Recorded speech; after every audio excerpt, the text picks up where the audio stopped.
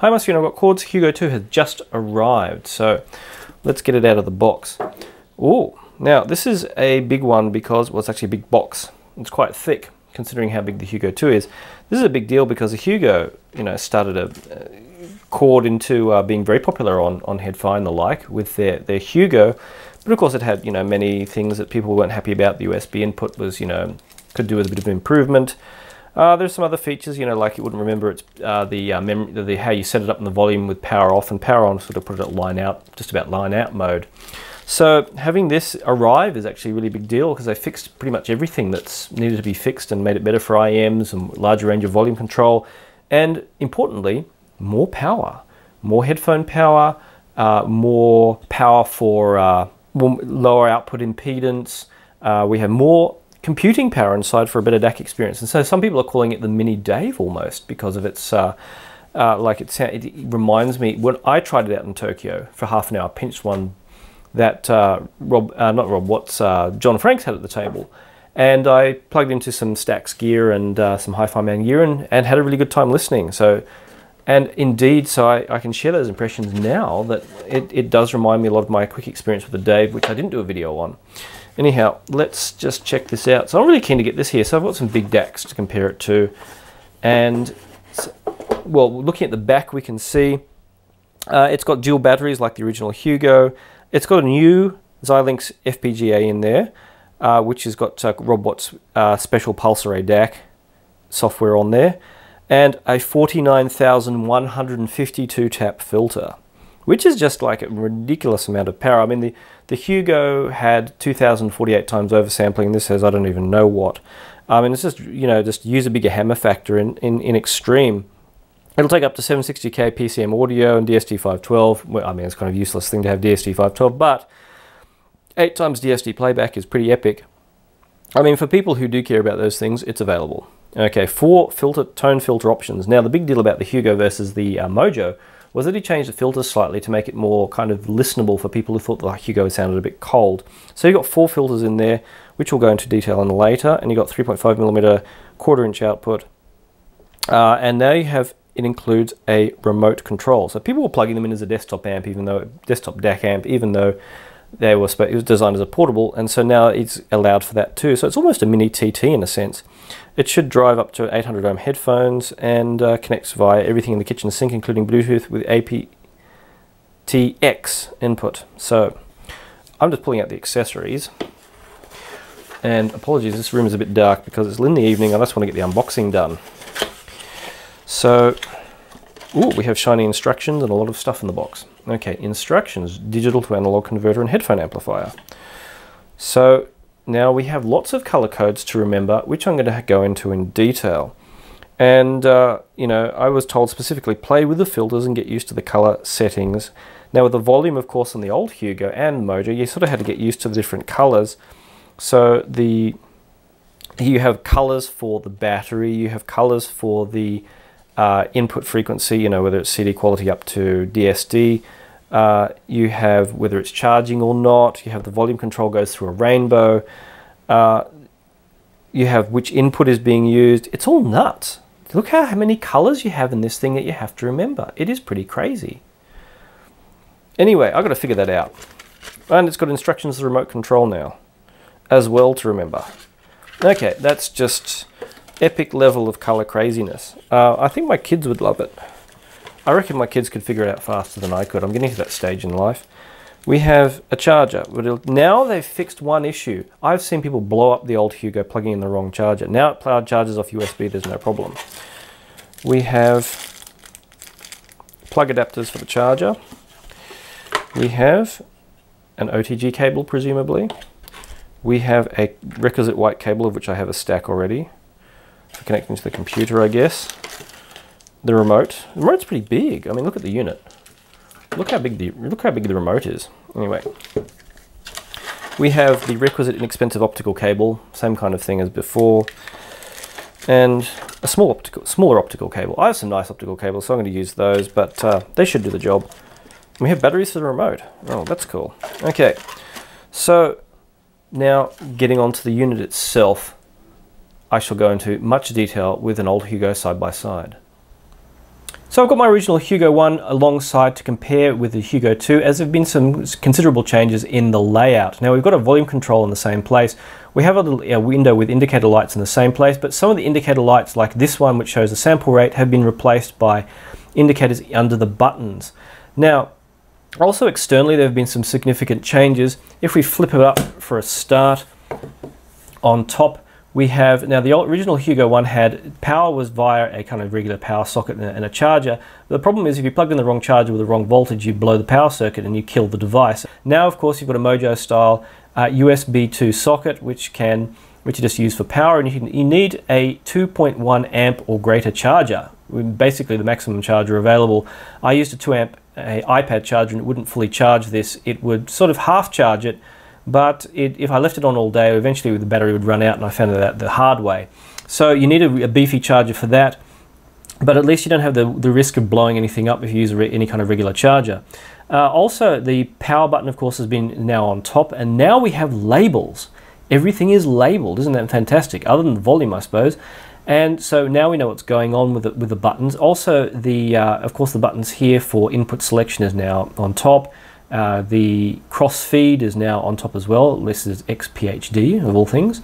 Now, of course, the USB inputs, there's now only one on the Hugo 2, and that's because one of the inputs, if you recall, used a very basic USB chip. You know, one of the really old ones. There was a Burr Brown 2706 or so, one of those ones, which has even an inbuilt USB DAC of all things, and it would work with anything whatsoever, any old computer, any old smartphone, tablet, whatever. But it's rather unnecessary now, as everyone wants high res, and also because the more modern USB sockets will work with most things in use anyway, so it's kind of unnecessary. So that's gone. So you've got the Mojo style set up here with power and input, and that means you can separate the power out.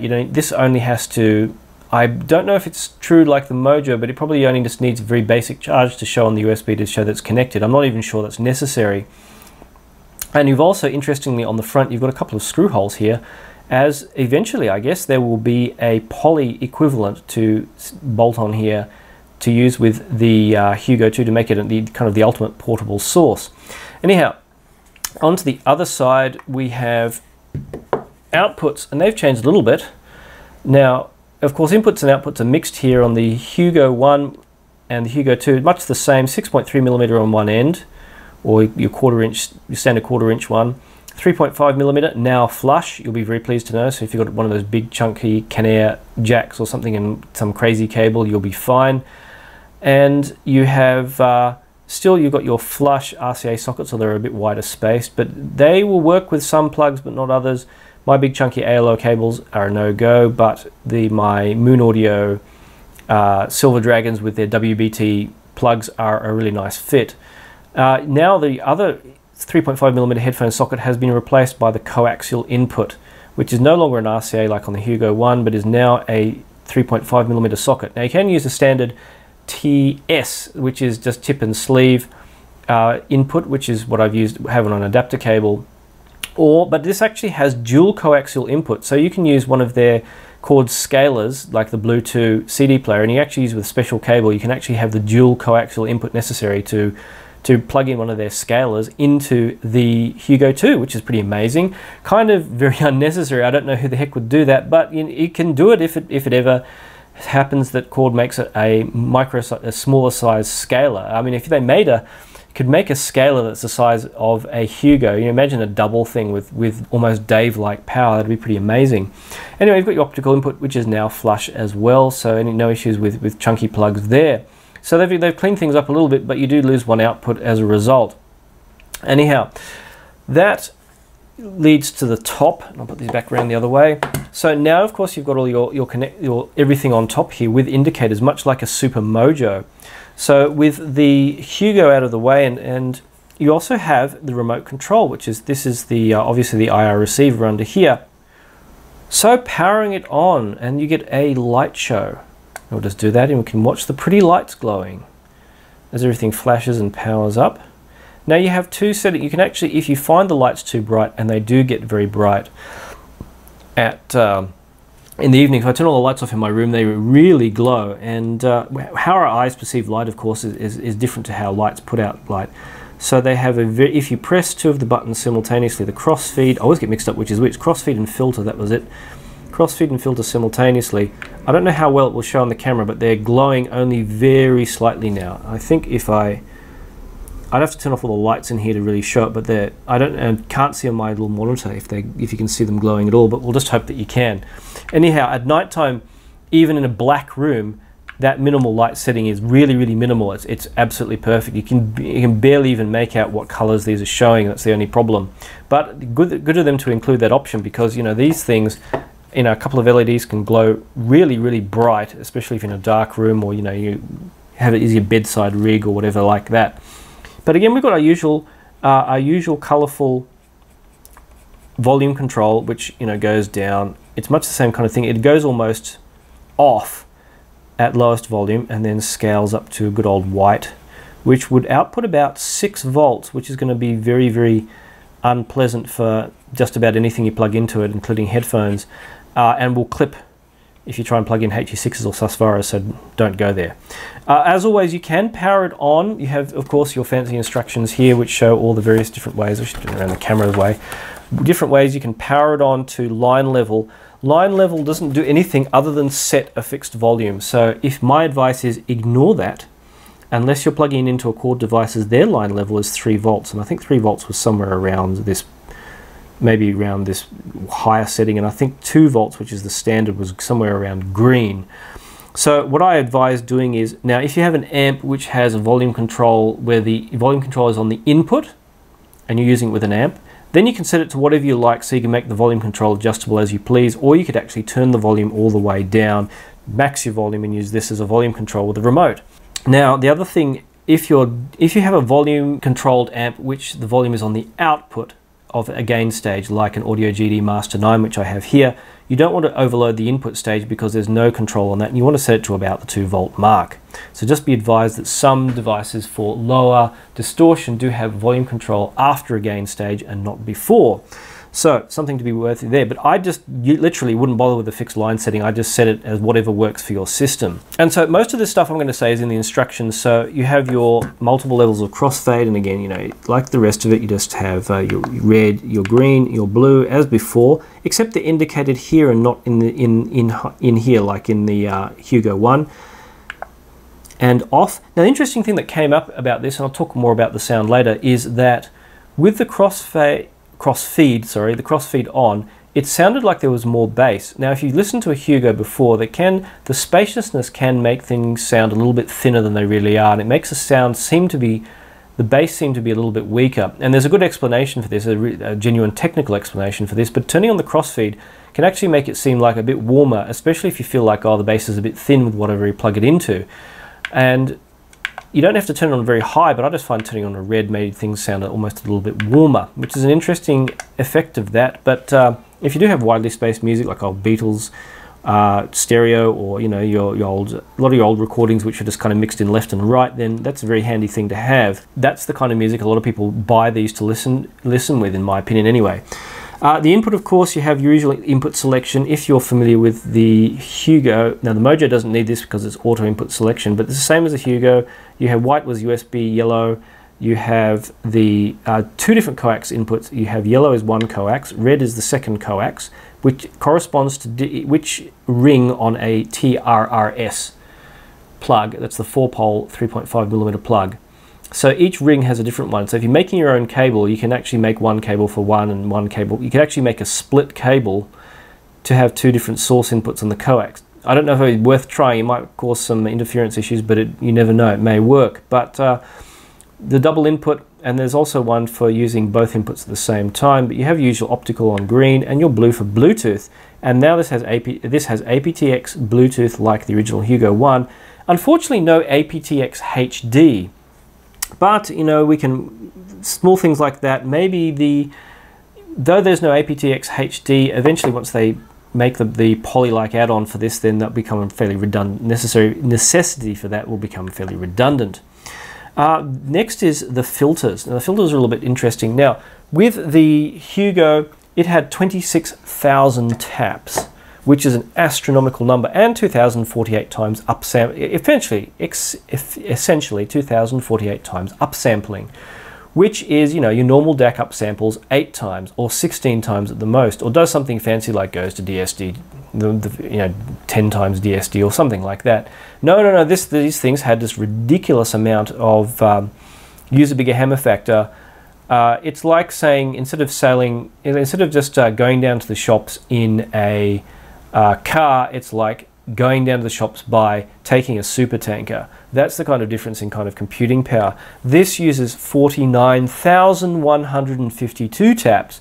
Now that's kind of getting close to double, and we can take 768K input through the USB and the DSD 512. So it'll take any kind of serious high res without issue there.